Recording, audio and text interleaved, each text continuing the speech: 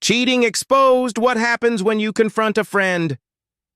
The country club restaurant was buzzing with the typical low murmur of idle conversation. It was summer, so the outdoor patio tables were vacant. A light breeze wafted over the grounds, bringing the smell of the ocean mingling with the pleasant aromas from the restaurant. From above came the melodic sounds of songbirds and the trills of insects. It was the soundtrack of summer. This July day should have been hot, but a nice ocean breeze was blowing and the air was quite comfortable. The view of the beach was perfect. It was a serene tapestry of summer. Among the visitors were 3 women, each in their early 30s. They were very attractively dressed, tastefully but sexily, in summer clothes. Sleeveless sundresses, showing a hint of cleavage but not too revealing. Groomed hands and corns on feet that showed off flip-flops and sandals. Carefully applied makeup that was almost invisible. But most importantly, the gold rings on their fingers. These ladies met here at least twice a month. It was a respite from the daily duties of wives and mothers. It was their time, not time devoted to soccer, housework, cooking dinner, and other tasks expected of young wives of successful men. They could come here to let their hair down, metaphorically speaking, of course, because they would never leave the house with their hair down, enjoy good food, good friends, and idle chatter. In other words, gossip. In fact, there were 2 missing from the group of 3. The ladies present, Carol, Suzanne, and Layla, were sipping white wine and waiting for their food to be brought to them. "Has anyone heard anything about Gina? She was supposed to meet us here, wasn't she?" asked Suzanne, looking around the restaurant. Carol nodded. "She sent me a text. She said she was running late. John, her husband, caught some kind of illness. She was making him chicken soup, if you can imagine. You know what happens to men when they catch a cold. The whole world comes to a standstill. God, men can be such babies. They have a sore throat and they want you to wait on them hand and foot. Last month I had chills and fever and a runny nose.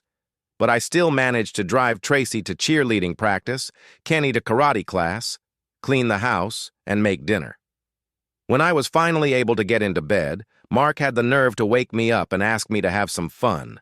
I swear they want you to be a combination of their mother and sex slave. Half the time I feel like telling him to go get his mother and cut off the middleman," said Layla with a smirk. The other 2 women's mouths dropped open in surprise at their friend's boldness. "Leela!" they exclaimed in unison. Layla smiled shamelessly and took a bite of a grape from her fruit plate. "Speaking of men," Carol lowered her voice the way women do when they want you to realize that what they're about to say is very important. She tilted her head forward. "Have either of you heard about what's going on with Jen?" "Yes, I talked to Gina yesterday."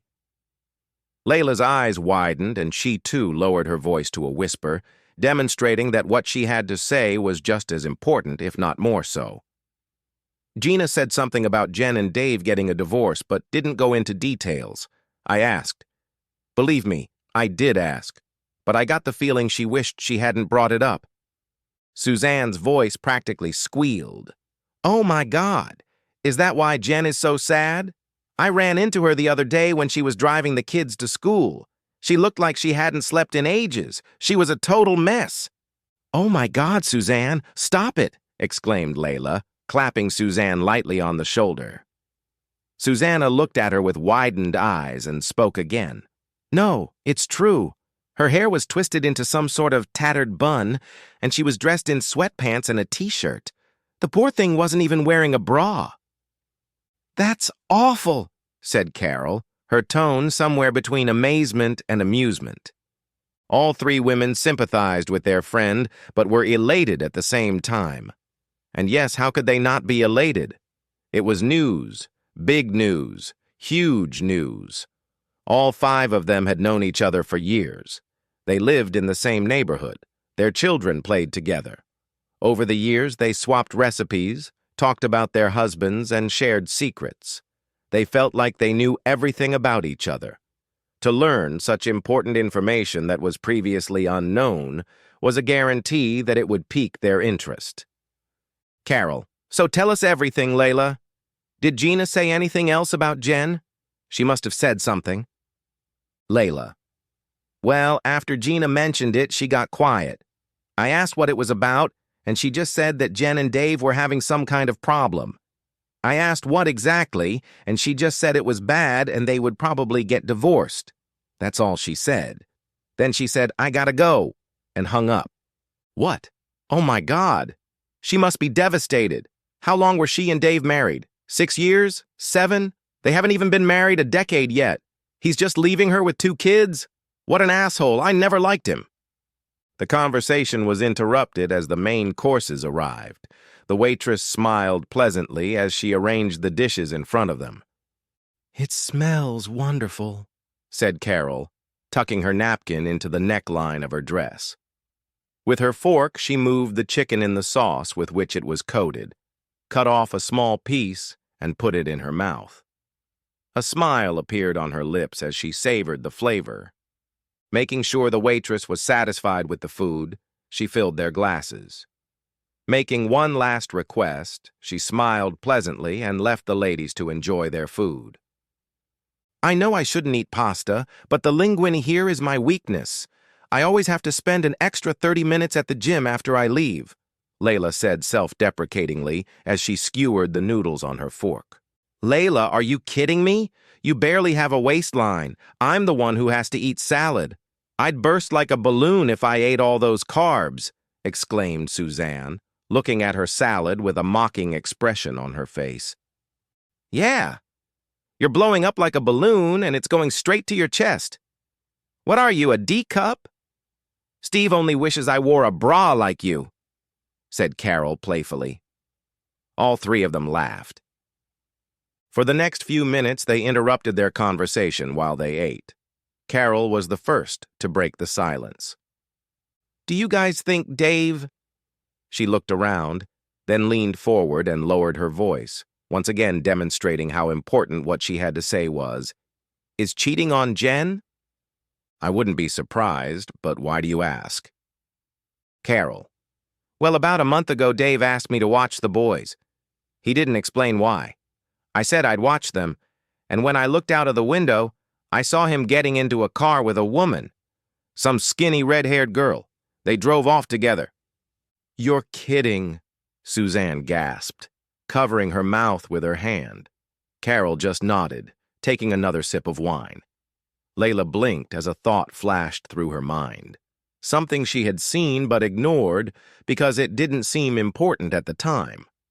But with this new revelation, she felt compelled to share. "Come to think of it, I did see something interesting." "What?" the 2 asked in complete unison. "One evening a few weeks ago, I was taking out the trash. I saw a strange car parked outside Jen and Dave's house. A few moments later, Dave got out of the car on the passenger side. He was about to go into the house, but then someone called out to him from the car. It was a woman's voice. He walked over to the driver's side and tilted his head. You know, like he was kissing somebody. Then he went into his house. I bet my dollar that was the cheating woman you saw, Carol." "Oh my God," exclaimed Suzanne, covering her mouth with both hands. "Right in front of his house. That's disgusting. What if the kids see?" Layla shook her head. "You know what men are like. They don't care. It doesn't matter who's around." "But why would he cheat on Jen? I mean, he's seen her, hasn't he? She's just stunning. Everyone was forced to agree. Of the 5 women, Jen was the youngest and the most beautiful. It didn't matter to them. Men are male dogs. My brother once told me they call it SPS, same women syndrome. Can you imagine? Pigs. But I'll tell you, if Mark ever cheated on me, I'd be on an episode of Snapped." The 3 of them exploded with laughter. When they realized how loud they were laughing, their laughter muffled and turned to giggles. Carol: "Layla, you're crazy. You better believe it. And as long as Mark doesn't know it, there won't be a problem." They chatted and laughed about other things while enjoying their food. They learned about each other's children, their husbands' troublesome habits, the latest episodes of their favorite shows, the crazy presidential race, and everything else women talk about at lunch.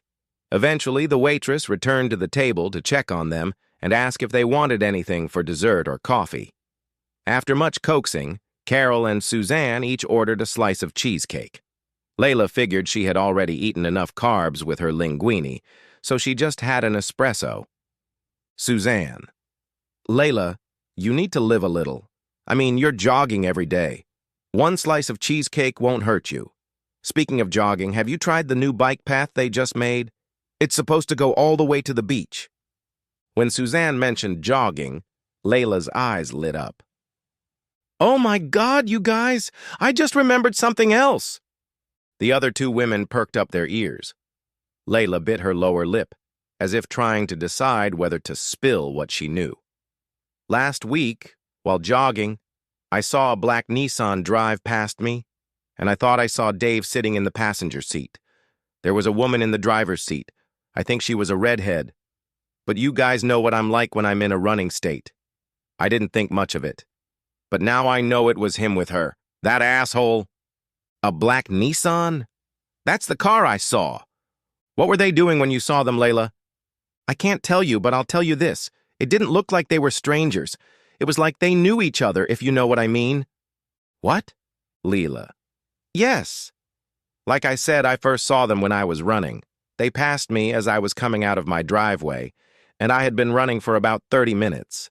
The same car was parked in front of Jen's house when I finished my run, and they were still inside, probably giving each other one last kiss. Or maybe more, right out in public. The other women gasped.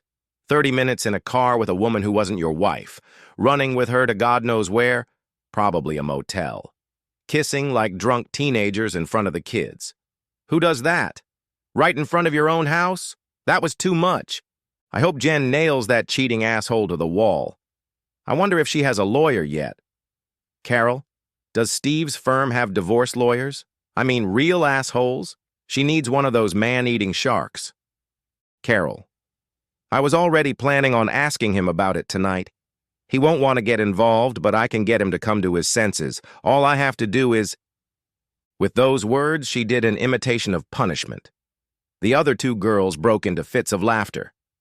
Get on the team, Carol. That poor girl needs justice, said Suzanne in between giggles. Layla was laughing too hard to back her up. The group was getting sillier and sillier, but that was okay. This was their time. Having fun without me? Came a voice from behind them.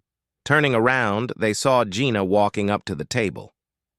About time, said Carol, getting up to hug her friend. The other two waved her over. Carol and Gina were best friends. They had been best friends since high school. They had been to each other's weddings. Their children considered them cousins. Their husbands played golf together and were friends with each other. These two ladies were the closest of the entire group. Another notable relationship was that of Gina and Jen. They were true cousins. That is how Jen was introduced to the ladies. She was a few years younger than the others, but it suited her just fine. It wasn't long before she joined the lunch group. Sorry, guys, I'm late. John's sick. He needs a nurse. Plus... She narrowed her eyes and lowered her voice like she was about to spill a juicy secret. She knew the protocol. The other ladies caught on to that and gave her their full attention. I was on the phone with Jen all night, she said. We were just talking about her. How is she? Asked Layla, her voice full of sympathy. Gina only shook her head and sighed. Poor girl is a mess.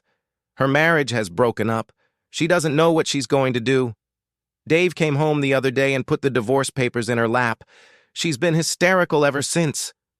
That asshole, said Carol, her voice filled with venom. Not only was he cheating on her, he had the nerve to plant divorce papers on her. What nerve? She was going to text Steve immediately. Cheaters must die, through clenched teeth, Layla said. Gina was a little taken aback by this, and shock was reflected on her face. Then she got a little annoyed. Layla, you don't know the whole situation. My cousin had her own reasons for doing what she did. What did she do? That poor girl is a victim, replied Layla, a little shocked by her friend's irritation. That's exactly what I'm saying. Can you imagine how miserable she must have been to cheat on Dave, and even with one of his best friends? It was a cry for help. Gina's voice was becoming increasingly agitated and full of emotion. However, the bombshell she had just dropped did not immediately reach the rest of the group. "Wait a minute," said Carol, trying to comprehend what was happening. "Was it Jen who cheated?" "Yes, that's exactly what I'm trying to tell you." "Wow." That was all Carol could say. "Well, of course she cheated." Suzanne shifted in her seat and leaned forward, speaking. "Dave's running around with some red-headed blonde in a black Nissan. What's good for the goose is good for the gander." "I think you've got it backwards, honey," giggled Carol. "Oh, hush. You know what I mean. Men are such hypocrites. He runs around with that fool, and then he wants to divorce Jen to get even?" Gina was confused for a second, then shook her head. No, you've got it all wrong. The woman was a private investigator he hired to keep tabs on Jen. He was meeting with her to gather evidence." There was silence at the table for the first time all day. This information changed everything. It was one thing for a husband to cheat. Men are assholes. But for a wife to cheat, that's serious. This already racy story just got better. It was huge, gigantic. It was a shame that someone they cared about had to ruin their life over it. But that didn't make it any less intriguing. In fact, even more so. Gina continued to give details. Apparently, Dave suspected something when, upon returning home, he found his best friend's car parked outside his house. His friend made a pass that he was waiting for Dave to get home from work so they could throw some balls. Dave bought it the first time. The second time, he was less convincing. After the third, all that was left was to find the right private investigator. When he had all the proof he needed, he went to a divorce lawyer and prepared the paperwork. Just the other day, he served her with a summons. "Oh my goodness, poor girl. What could have made her do that?" said Suzanne, sympathy in her voice. "Misfortune. That's what. You know she must be unhappy to do that. Dave must have really neglected her, maybe even abused her. Not like hitting her, but verbally. That's as bad as you know. That asshole. She must be devastated," said Layla, her voice filled with emotion. The rest of the group nodded in understanding. Carol pressed her lips together and shook her head. "Dave was always controlling and possessive. He was smothering her. Followed her around? Who does that kind of thing? No wonder she did what she did." "Well, we have to be there for her. She's going to need a lot of support to get through this difficult time," chimed in Suzanne. The others agreed again. "Well, Suzanne," began Gina, "she actually needs somewhere to stay for a while, to gather her thoughts. You have an extra bedroom in the basement, don't you? Couldn't she stay there for a while?" Suzanne froze in place. Jen, living in her house, with her husband, young, beautiful, and already proving her lesser commitment to her marriage vows. Plus, Suzanne didn't know what Paul would think. Jen was her friend and all, but what if Paul got the impression she looked like Jen? Birds of a feather and all that. Not to mention what the neighbors would think. If they haven't heard the rumors yet, it won't be long before they do. If they found out she was harboring a cheater, they might well drag her into the scandal. And that was not to be done. "She won't be comfortable in this room," Susanna said quickly. "It's drafty in there. Plus, it's right next to the washer and dryer. The poor woman will never get a good night's sleep. What about Layla's house?" At the mention of her name, Layla tensed. Then she smiled and laughed. "You guys know how my kids are, noisy and mean. That poor girl needs some peace. My kids would drive her crazy. Does Carol have a room for an au pair over the garage? It's far enough away from the noise. She might be more comfortable there." "Sure. But, well, we use it for storage. There's no room there, and Steve's so busy he won't have time to clean up after her. I can't have her in there with that mess. She's been through enough already. But Gina, she's your cousin. Why can't she stay with you?" Gina, who had grabbed Suzanne's wine glass to take a sip, nearly spit it out. "Come on, guys. Considering John's sick, now's just not a good time. The last thing she needs is to pick up what he's got. But you know what I was thinking? What if we all chip in and get her a room? Until she decides what she wants to do next. She can relax in peace and quiet. That's what she really needs. We'll visit her to make sure she's okay and give her all the help we can. That's the best idea ever. We need to be there for her. After all, she is our friend. Carol said this with relief, feeling better. The others agreed. Lunch was almost over by now. All in all, it had been quite productive. They had found a way to help a friend in need without getting sucked into the quagmire of associating with her. And isn't that what friends are for? To be there for each other in times of need. Well, as long as it doesn't cause problems in their lives. Who needs that kind of headache? Carol asked the waitress to bring 3 separate checks as the conversation became increasingly innocuous. When the checks arrived, they each left money in a leather envelope to pay their bills and left a substantial amount for a tip. Then they gathered their purses and left the restaurant. The sounds of their light chatter and giggles faded until they could no longer be heard as they left. The end! Subscribe to my channel. Thank you!